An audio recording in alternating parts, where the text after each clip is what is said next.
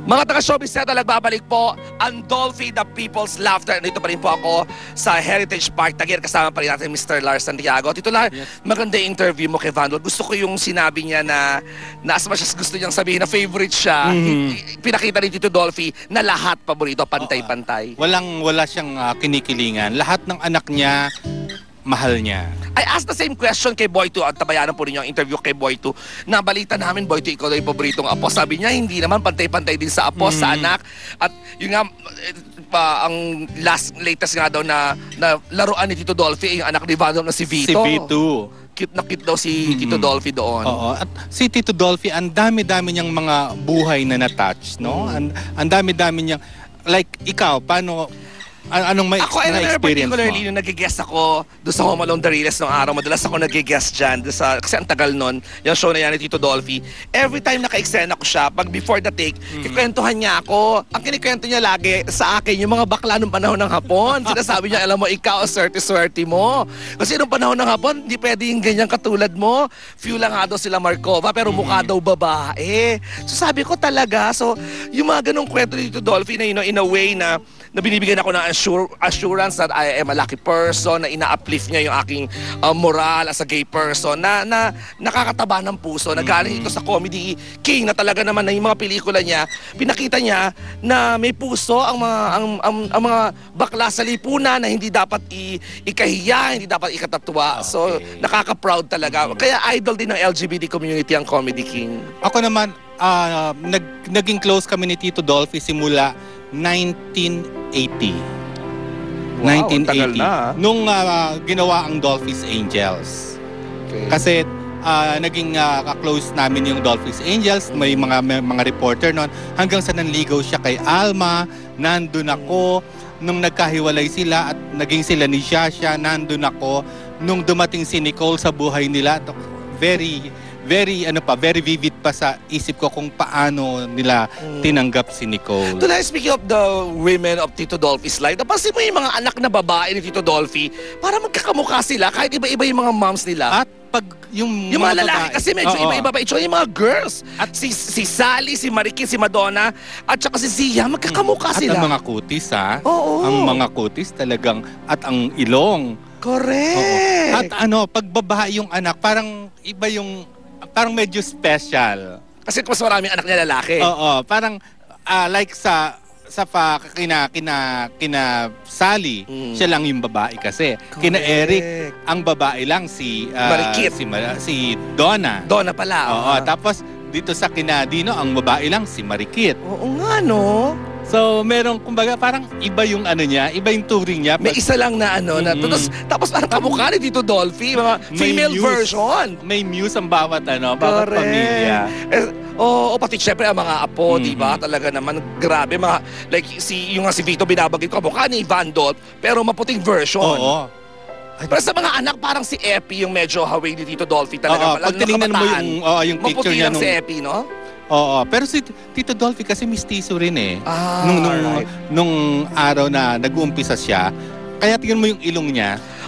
Actually. Diba? Pero ito sa mga anak naman ni Tito Dolphy, marami sinasabi na ito talaga yung comic timing ni Tito Dolphy. Nakuha nitong anak niya kay Miss Alma Moreno na si Vandal. At kanina lang Tito Lar, pagkatapos ng libing, kahit emotional pa ito, kahit yung ibang members ng family nakiusap na hindi huwag na magpa-interview sa press, si Vandal ay pinagbigyan po tayo. Hindi ka natanggihan nito. Oo, alam mo naman, love ako niya ni Vandal.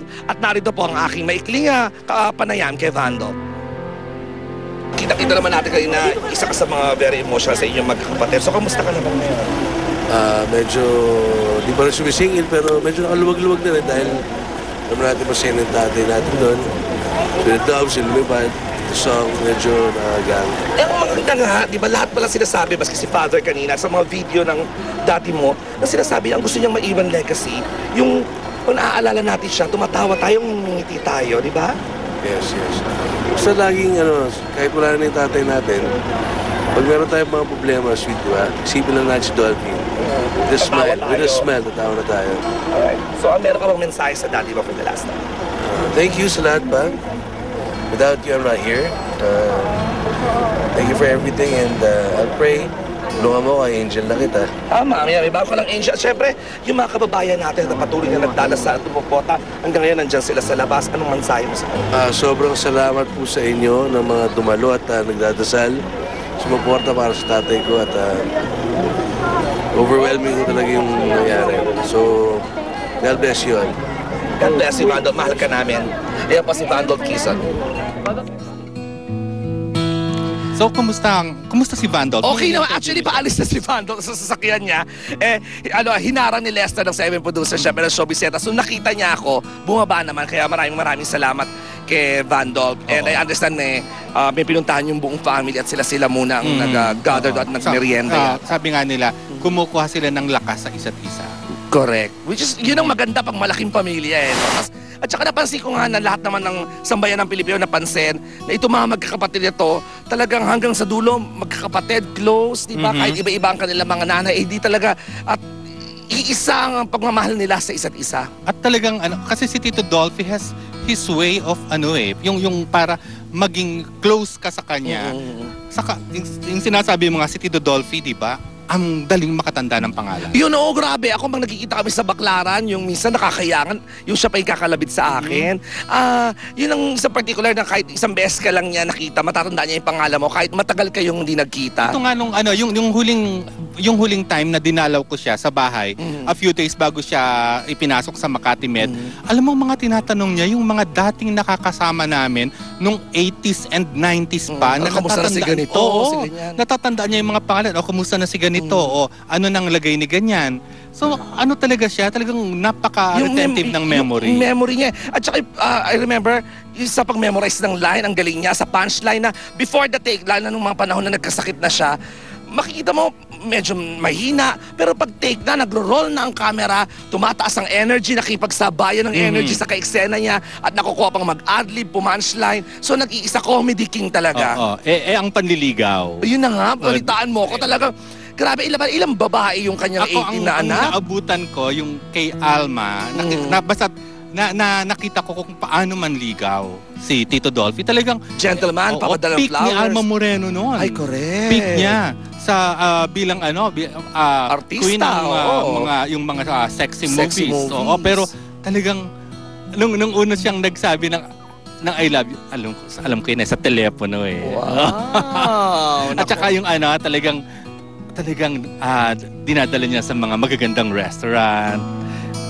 Tapos yung basta marami, ang dami-daming mga pasalubong. At saka syempre alam naman natin lahat, maliban sa pagmamahal sa mga babae, si Tito Dolphy talagang may particular attachment siya sa mga matatanda na yung mga tinutulungan niya sa Baklaran, hindi ba? Kita mo naman sa John and Marcia sa Casa Humalong, di ba ang daming mga passers-by na mga matatanda. Tsaka ginagawa niyang extra.